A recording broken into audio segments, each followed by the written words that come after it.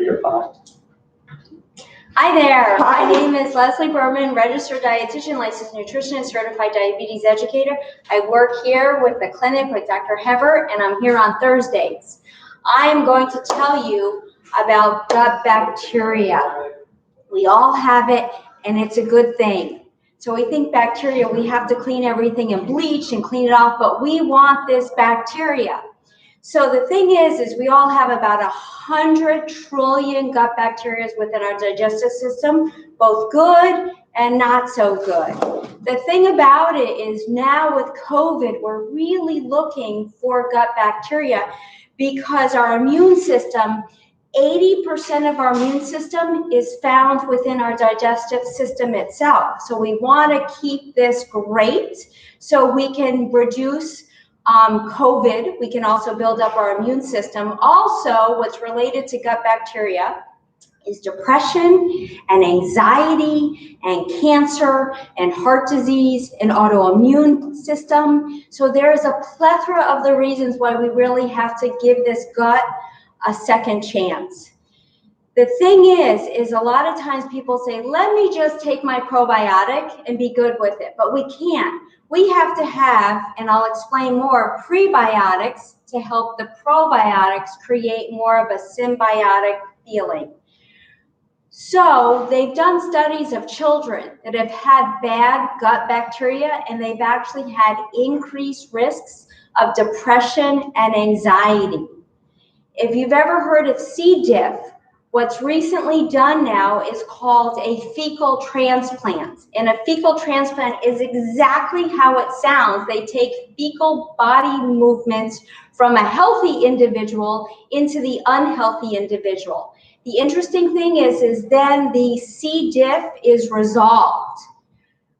What was fascinating is they also use it for ulcerative colitis. And in ulcerative colitis, again, that's when your digestive system just doesn't go so well. They take healthy individuals and they put the fecal bowel transplant into the unhealthy individuals.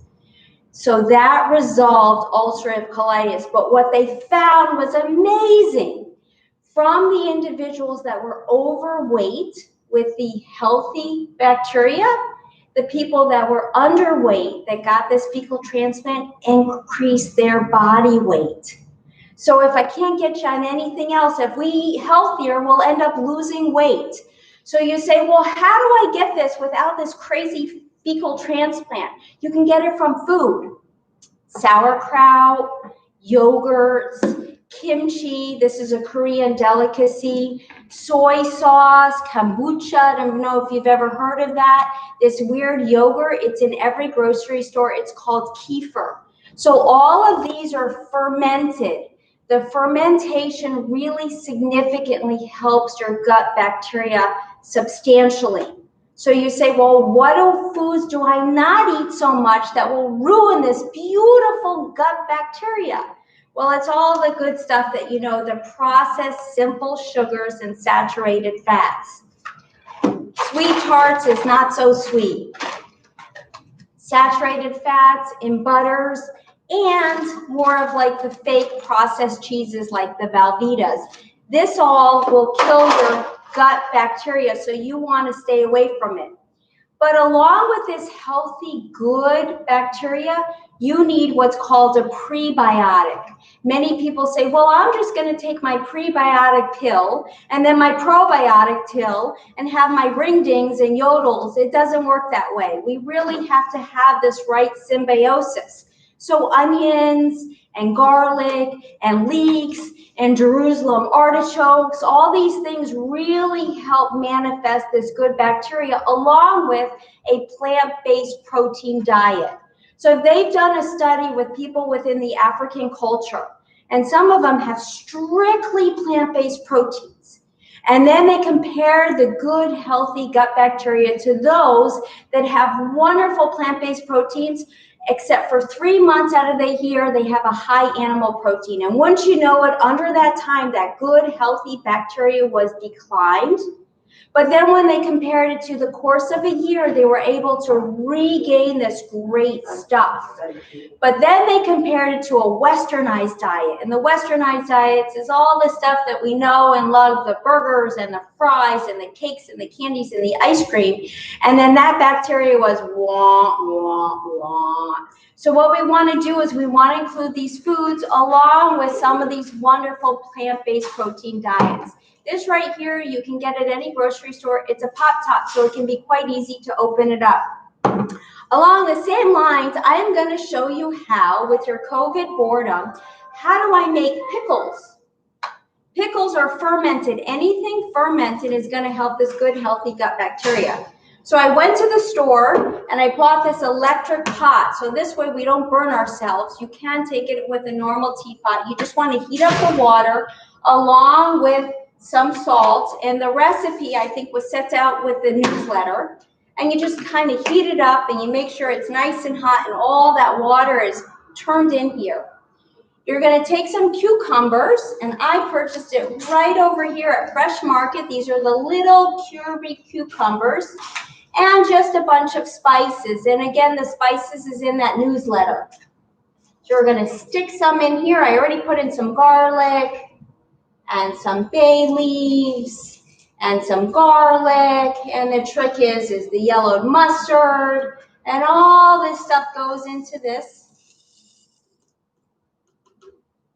And then when this is nice and boiled, we're going to put that in here. Let's see.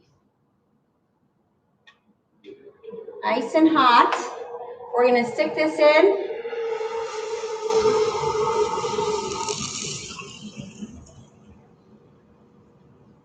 We want to leave an inch.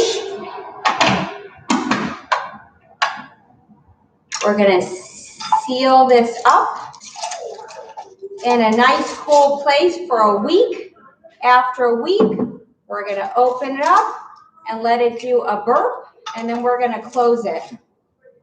And then we've got ourselves a wonderful pickle that's also great for our digestive system. So in closing here, what we really want to do is encourage these wonderful food items throughout the day. You can have some Greek yogurt with our breakfast, or some sour cream with some berries that have the high resveratrol. The kimchi, again, it's a little spicy, but it's just a marinated cabbage. Go ahead and bring back this wonderful sauerkraut. This right here makes a wonderful drink in the afternoon. I would get the flavored, because if not, you're having sour milk. And what we want to do is make these food items, the simple sugars, the saturated fats, and don't kill me, the red meats, they're pro-inflammatory markers. They're not so good for our digestive system, more of a sometime food. We want to enjoy it. We want to ask our physician sometimes if we really need those antibiotics. And I want you guys to have a bacteria-filled day. Thank you.